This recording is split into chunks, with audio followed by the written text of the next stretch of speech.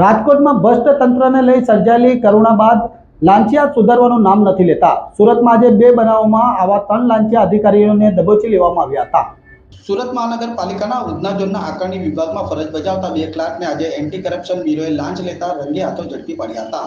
ઉધનામાં રહેતા નાગરિક પાસે 35,000ની લાંચ લેતા એસીબીના છટકામાં અબાધ રીતે લાંચિયાઓ ઝડપાઈ ગયા હતા. આકારણી વિભાગમાં ક્લાર્ક તરીકે ફરજ બજાવતા જિગ્નેશ કુમાર ચિમનભાઈ પટેલ અને મેહુલ કુમાર બાલુભાઈ પટેલે ફરિયાદીના મકાનનો વેરો દર વર્ષે રિક્વિઝેશન કરવાનો થતો હોય, જે વેરો રિક્વિઝેશનની કાર્યવાહી કરવાના અવૈધ પેટે 35,000 લાંચની માંગ કરી હતી. જે અંગે એસીબીને ફરિયાદ કરતા એસીબીએ છટકું ગોઠવ્યું હતું, જેમાં ફરિયાદી જય બજરંગ પાન એન્ડ કુલ સેન્ટરની સામે ખરવરનગર રોકડિયા હનુમાન મંદિરની પાછળ ઉધના કેનાલ રોડ પર લાંચ આપવા બોલાવ્યો હતો. જ્યાં એસીબીએ લાંચ લેતા બંનેને રંગે હાથો ઝડપી પાડ્યા હતા. જ્યાં બીજી તરફ સુરતમાં અમદાવાદ એસીબીની ટીમે સફળ ટ્રેપ કરી હતી.